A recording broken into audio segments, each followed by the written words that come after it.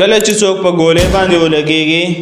نو په هغې دوران کې به تاسو څه کوئ؟ د ټولو نه اول تاسو به هغه ځای بندوئ د وینې بهېدو والا کوم ځای نه چې وینه بهېږي. که په دې دوران کې تاسو سره کپړه، مالوچ، کاټن هر څیز وي صفا، نو هغه به تاسو ته زر د پریشر سره تاو کړي.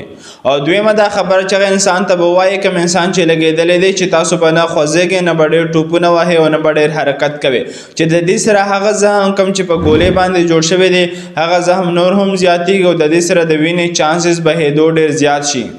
او درېیمه خبره چې تاسو به دا ګولۍ هرګز دغه د وجود نه بهر ته نه راوباسئ، ځکه که چیرې دا ګولۍ د هغه په غوښه یا په رګونو کې نښتې وي او هغه تاسو بهر ته راوباسئ نو د دې سره ډېره زیاته وینه بهېدی شي. او کله چې د انسان نه ډېره زیاته وینه لاړه شي نو د هغې نه بعد هایپووالیومیک شاک ورته ویلی شي، هغې طرف ته ځي چې بیا انسان بېهوشه کیدی شي. نو تاسو به هرګز د هغه نه ګولۍ نه وباسئ، دا ګولۍ به تاسو ډاکټر ته پرېږدئ. او درېیمه خبره چې ډېره ضروري ده په دې دوران کې به تاسو د خوراک او د څښاک هېڅ څیز نه ورکوئ، ځکه که چیرې د ده په وجود کې ګولۍ نښتې وي او دا کله اپریشن تیټر ته بوځي د اپریشن دپاره او د خوراک یا څښاک کړي وي نو دا خوراک او څښاک د هغه د اپریشن په دوران کې د دپاره د خطرې سبب جوړېدی شي.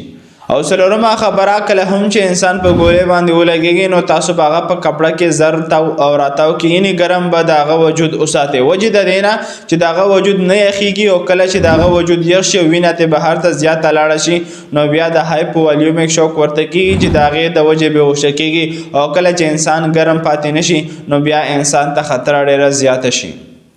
او پنځمه خبره چې تاسو به دا انسان سیده سملوئ او سر به یې لږ شانتې راوچت کړئ دپاره د دې چې دته په ساه اخیستو کې تکلیف نه وي. او شپږمه خبره چې کوم ځای زخم شوی دی که هغه لاس وي یا خپه وي او د هغه نه وینه بهر ته ډېره زیاته روانه وي او هغه تاسو په پریشر سره پټۍ هم ورته کړې ده بیا هم ترې وینه ځي نو د هغه زخم نه لږ اوچت شانتې ځای به تاسو ټینګ وتړئ چې د وینې کوم رفتار دی هغه کم شي او د زخم نه چې کومه وینه بهر ته ځي هغه په کمېدو شي او د دې انسان نه وینه بهر ته زیاته نه بهېږي، ځکه چې وینه زیاته وبهېږي نو دې انسان ته خطره نوره بیا زیاتېږي.